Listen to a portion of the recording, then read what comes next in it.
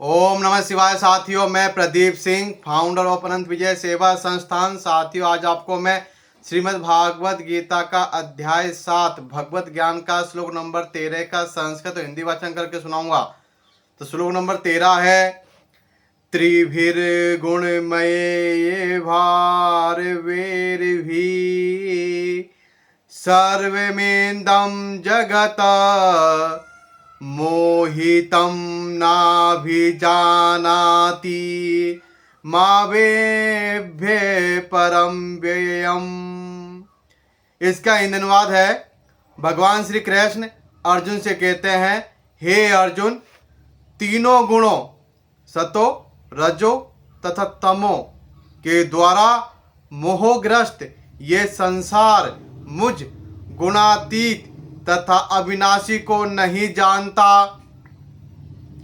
तात्पर्य है, सारा संसार प्रकृति के 3 गुणों से मोहित है।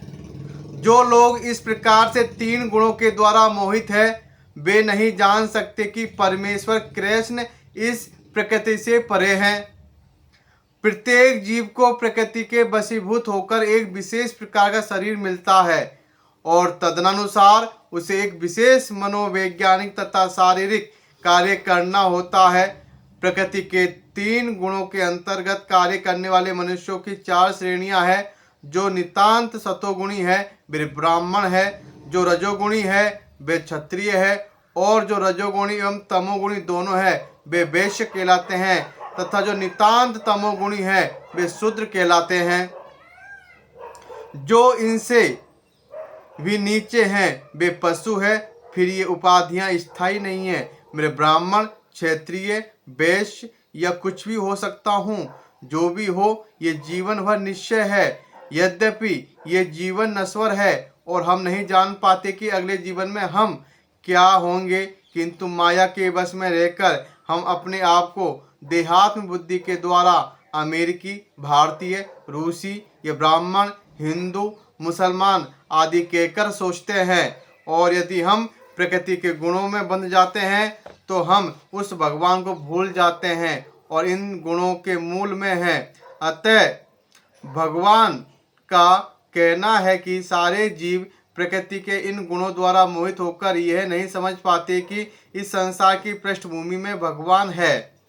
जीव कई प्रकार के हैं, यथा मनुष्य, देवता, पशु आदि, और इनमें से हर एक प्रकृति के वश में है और ये सभी दिव्य पुरुष भगवान को भूल चुके हैं। जो रजोगुणी तथा तमोगुणी है, यहाँ तक कि जो सतोगुणी भी है, वे भी परम सत्य के निर्विशेष ब्रह्म स्वरूप से आगे नहीं बढ़ पाते। वे सब भगवान के साक्षात स्वरूप के समक्ष संभ्रमित हो जाते हैं, जिससे सारा सौंदर्य, ऐश्वर्य, ज्ञान, बल, यश तथा त्याग भरा है। जब सतोगुणी तक इस स्वरूप को नहीं समझ पाते तो उनसे क्या आशा की जाए जो रजोगुणी या तमोगुणी है। कृष्ण भावना अभावित प्रकृति के इन तीनों गुणों से परे हैं।